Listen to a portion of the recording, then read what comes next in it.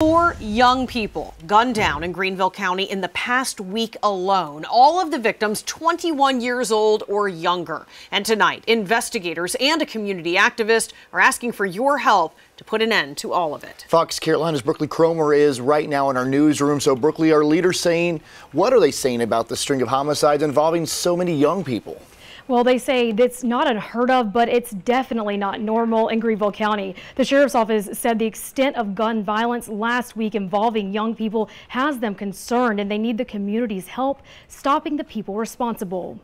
Tracey Fan says it never gets any easier, no matter how many funerals she attends or victims' families she helps. It was one of those moments when you realize this is a 21-year-old child, a 21-year-old person who is being laid to rest, whose life was taken violently. Fant is the founder of Freedom Fighters of the Upstate. She says it's always hard to see a young person killed in a senseless way. She's often asked to speak at victims' funerals. And today, that victim is Jamel Wingfield. Just walking in and seeing him in the casket, knowing that, okay, I have to prepare to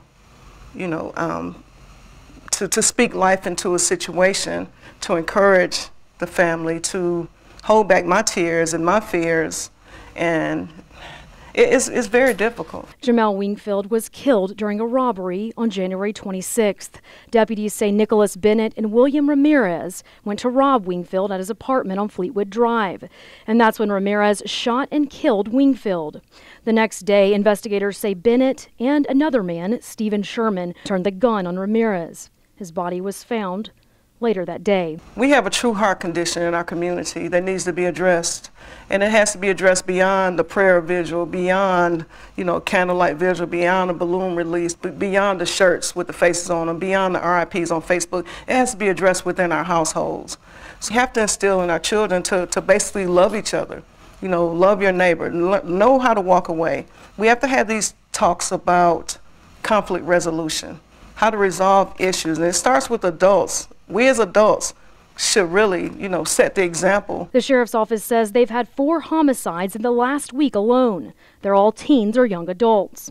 Malden High School student Joshua Meeks was killed last week. His body was found in Lawrence County. Now 3 teens are behind bars, charged in connection with his murder. There's really no excuse for this type of violence. It's not wanted in our community, and we're trying to do everything that we can to try to prevent and deter these types of crimes. The Greenville County Sheriff's Office says 21-year-old Enrique Pruitt was also killed last week. Cody? So, Brookley, have any arrests been made in any of these homicides? Well, not in this last one, Enrique Pruitt. Investigators are continuing to work on gathering leads in that case, but they say just prior to the shooting, Pruitt approached a silver car with 2 guys inside, and anyone with information about his death should call Crime Stoppers at 1-888-CRIME-SC. Live in the newsroom, Brookley Cromer, Fox Carolina, the 10 o'clock news.